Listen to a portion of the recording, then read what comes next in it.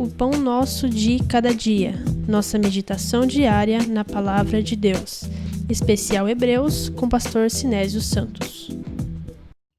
Olá, meus queridos amigos, meus amados irmãos. Mais uma vez aqui com vocês, Pastor Sinésio e o Pão Nosso de Cada Dia. A nossa meditação diária na Palavra de Deus. Estamos estudando a Epístola aos Hebreus durante esse mês de julho. E, como sempre faço, quero dar alguns recados aqui antes de começarmos a nossa aula. Participe do nosso canal, das nossas redes sociais, enviando perguntas, dúvidas, sugestões, etc. Como? Pelo Facebook na página Apocalipse Sem Mistérios. Pelo YouTube, no nosso canal A Palavra Responde. Aliás, inscreva-se no canal, ative as notificações.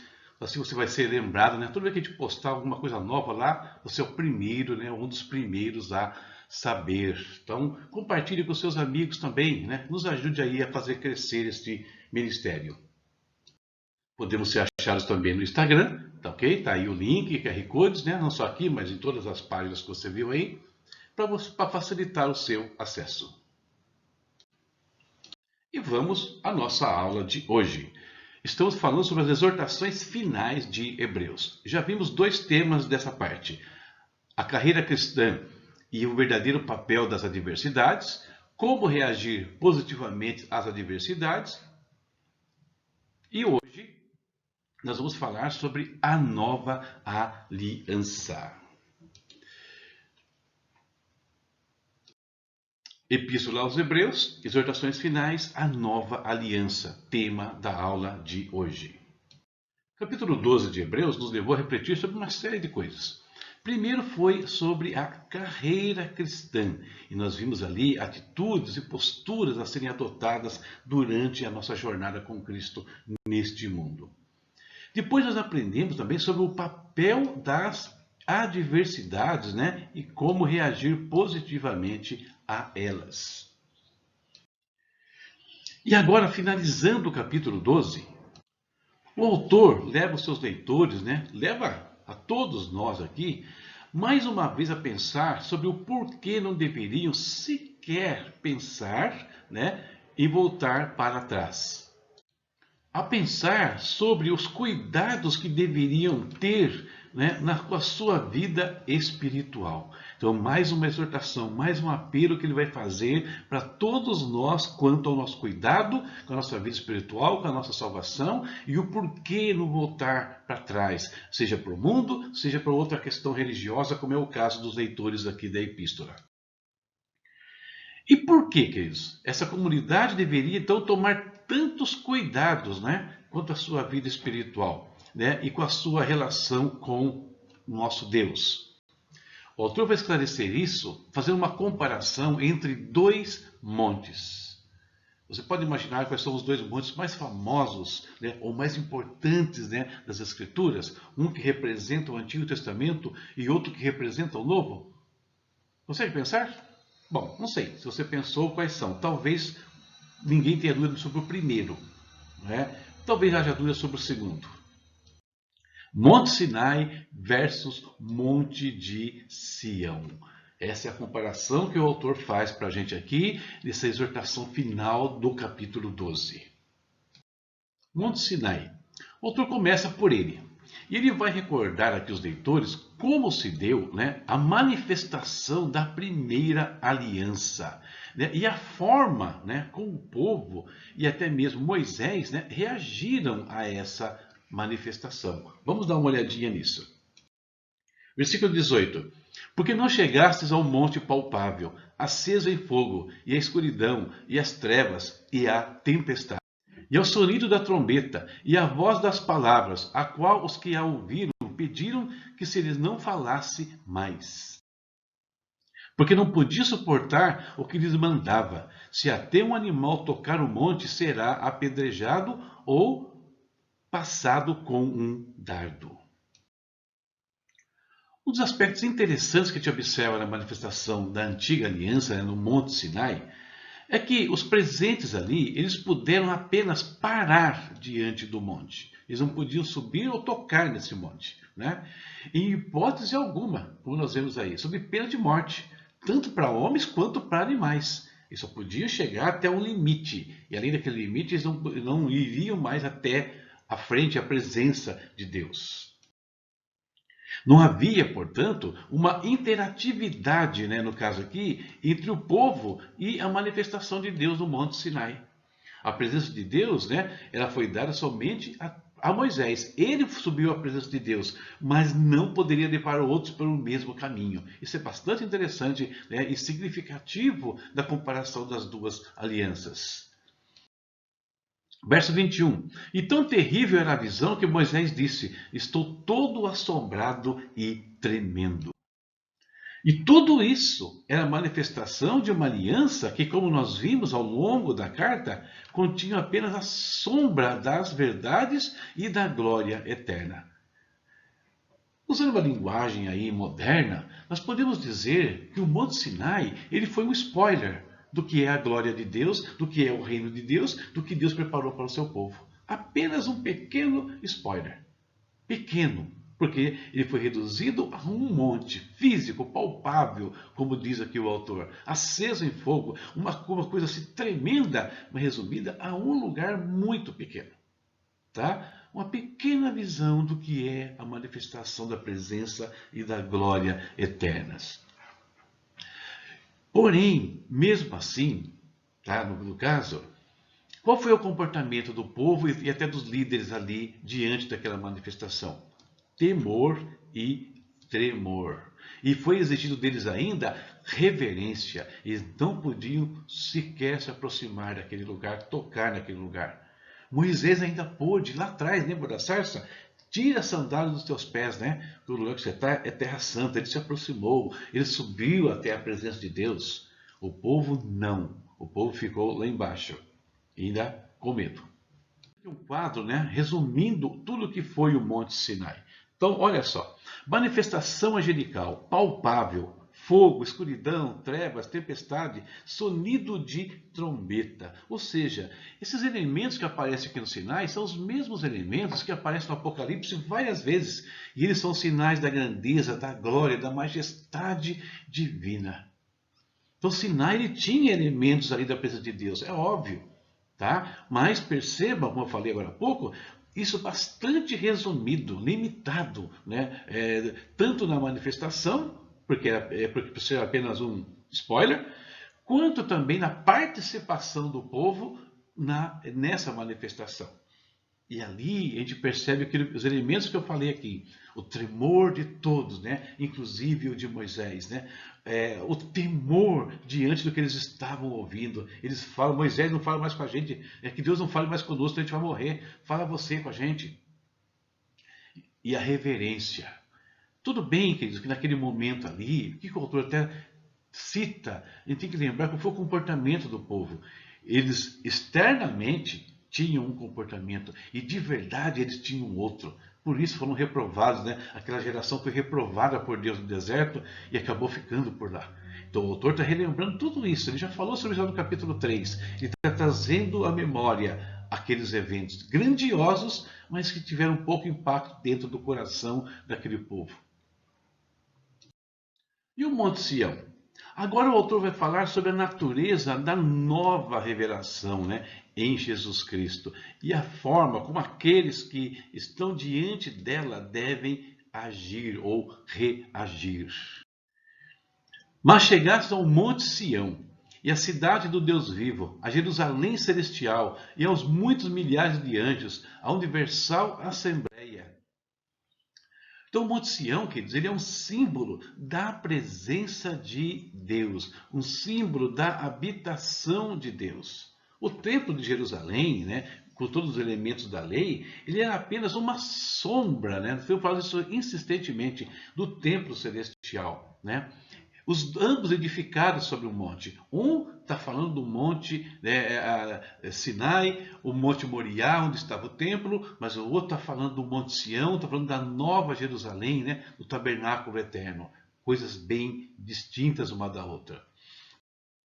Então, o versículo 23 ele fala: e igreja dos primogênitos que estão escritos nos céus, e a Deus, o juiz de todos, e ao Espírito dos justos aperfeiçoados, e a Jesus, mediador de uma nova aliança, e ao sangue da aspersão, que fala melhor do que o sangue de Abel. Também fiz um quadro aqui sobre o Monte de Sião. Vamos ver o que nós temos aqui. A cidade do Deus vivo. Ou seja, eles não chegaram numa cidade terrena, e chegaram na própria habitação de Deus. A Jerusalém celestial, o Sinai, estava levando eles para uma Jerusalém terrena. As miríades de anjos, lá estiveram uma pequena manifestação angelical. Mas quando na nova aliança nós chegamos na presença, entramos diante de todos os anjos de Deus. A universal assembleia e a igreja dos primogênitos. Ou seja, aqueles que não estão inscritos num reino terreno, na cidade terrena. A Jerusalém, as cidades ali de Israel, elas tinham os seus registros, né, das pessoas que entravam ali. Não, nós estamos entrando nos que estão inscritos nos céus.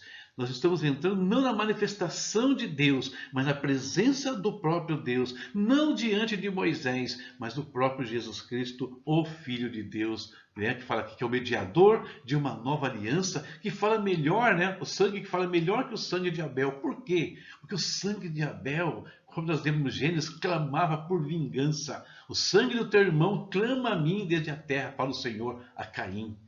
Mas o sangue de Jesus clama por perdão, misericórdia. Senhor, perdoa-os. Eles não sabem o que fazem. A diferença está aí, né, nas duas situações. E qual o resultado que se espera do lado de cá, na nova aliança? As mesmas coisas. Temor, tremor, reverência. Mas isso, conforme nós vimos nas exortações anteriores, manifestadas de verdade, manifestadas a partir do nosso coração, não apenas de lábios, não apenas na aparência, como aconteceu no deserto. E mais uma vez o autor vai nos lembrar, né, vai exortar, perdão, os seus leitores, nos exortar a nós, né, a não rejeitar a voz de quem falava com eles. Eles não rejeitaram a Moisés, então eles não podiam rejeitar muito mais agora. Por quê? É diferente. Olha o que ele fala no versículo seguinte, verso 25. Vede que não rejeiteis ao que fala, porque se não escaparam aqueles que rejeitaram que na terra os advertia, Moisés, muito menos nós se nos desviamos daquele que é dos céus, Jesus Cristo. Não escaparam os de Moisés, não vamos escapar nós também. Então, e é a terceira vez que ele vai falar isso dentro da carta. Ele falou lá no capítulo 2, né, falando sobre como escaparemos nós se não atendermos para tão grande salvação que foi anunciada pelo Senhor e continuada depois pelos que a ouviram, os sinais que acompanharam cada um, mostrando que Deus estava naquele negócio. Depois ele fala para, se hoje ouvir a sua voz, não endureçais os vossos corações, lá no capítulo 4. E agora de novo, não rejeite o que está falando com vocês. Porque esse agora, ele é dos céus, ele não é da terra, como era Moisés. Esse quadro aqui só ratifica o que eu acabei de falar. Monte Sinai, Moisés era o portador de Deus, né, o porta-voz de Deus ali, falando com o povo. Um homem, dentre homens, falando com o povo acerca de Deus. Monte Sinai é diferente. Jesus é o porta-voz, é o Deus homem, o Deus que se fez carne e veio e habitou entre nós. Ou seja, completamente diferente a situação. Uma é apenas o cumprimento, né? Assim, uma sombra da outra. Versículo 25. A voz do qual moveu então a terra, mas agora anunciou dizendo, ainda uma vez comoverei, não só a terra, senão também o céu. De novo a diferença. Sinai tremeu a terra, toda a terra não, tremeu ali o lugar que eles estavam. Mas agora a voz de Cristo, a voz vinda do Monte Sião, vai tremer não só a terra como um todo, mas também os céus. Ou seja, Jesus, nós vimos aí no capítulo 10, capítulo 9 também, né? Ele entrou lá nos céus com os seus sacrifícios, ou seja, ele mudou a história do homem lá nos céus e também fez tremer essa terra aqui. E o Apocalipse é muito claro quando ele fala, né, que os eventos dos últimos dias vão abalar o mundo inteiro, sem exceção. E o 27. E essa palavra, ainda uma vez, mostra a mudança das coisas móveis, como coisas feitas para que as imóveis permaneçam. Ou seja, o que ele está dizendo aqui? Que quando Jesus ali, no Monte Calvário, né, no alto da cruz, ele clama, né, está consumado, o véu se rasga e chega ali o fim, né, da era das sombras, né, o fim da lei está terminando ali enquanto função nesse mundo. Era hora de começar uma nova realidade, não baseada em coisas feitas, não baseada nas coisas terrenas que um dia vão terminar, mas baseada nas coisas eternas, vinda do próprio Deus. Ao contrário dos israelitas do passado, né? Esse povo aqui, a partir do livro de Hebreus, ali, a partir de Jesus Cristo, nós, nos dias de hoje, nós recebemos um reino eterno. Ou seja, princípios que jamais serão anulados. E o que se espera então de nós nessa situação? Por isso, tendo recebido um reino que não pode ser abalado, retenhamos a graça pela qual sirvamos a Deus agradavelmente, com reverência e piedade. Porque o nosso Deus é um fogo consumidor. Reter a graça. Nós vimos que no versículo 15 desse mesmo capítulo, o que o autor exortou? Ninguém se prive da graça de Deus. Ou seja, retenham, ele fala o tempo todo na carta, retenham a confiança, retenham a esperança dentro de vocês, creiam, né? Usem a fé para não perder o foco de para onde vocês estão indo. É o apelo dele o tempo todo. E aqui ele nos leva ainda mais, né? Sirva a Deus agradavelmente, de coração, com prazer, né? Salmo 37,4, né? Deleita-te também no Senhor, né? E ele considerará os desejos do teu coração, mas deleita-te no Senhor. Como fazer isso?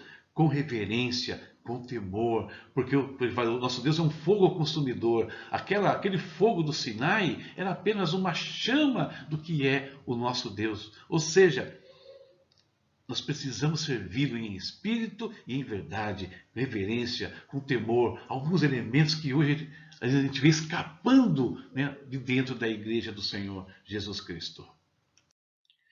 Fechando aqui então, queridos, a glória manifestada no passado, né, quanto no presente, emana de um Deus que consome os pecados. Ou seja, não importa se na velha aliança ou se na nova aliança, Deus tem o mesmo comportamento em relação ao pecado, em relação a todos que se deixam envolver pelo pecado.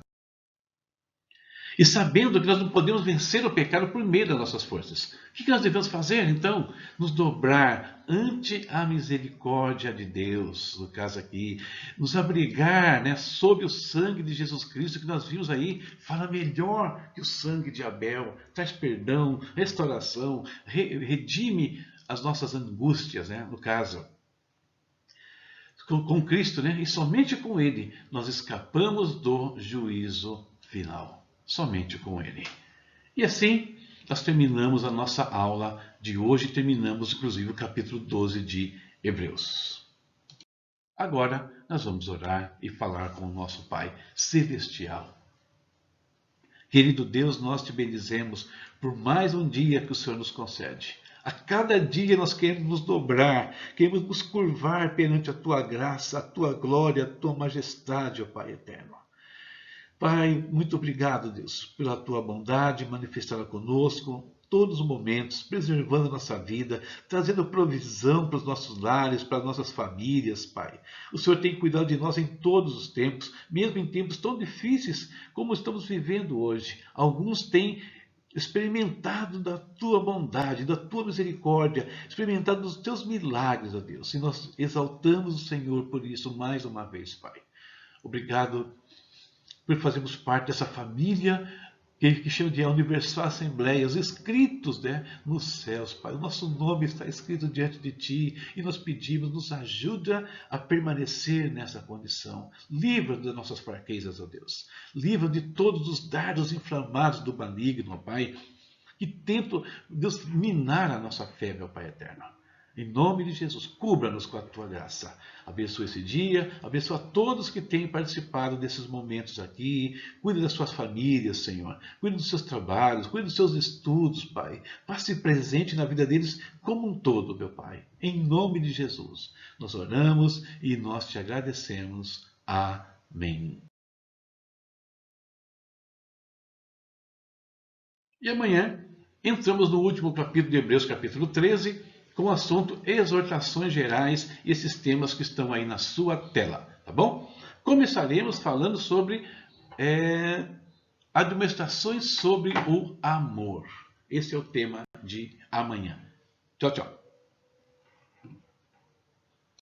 Olá, meus queridos amigos, meus amados irmãos. Aqui Pastor Sinésio, um recado muito importante para você.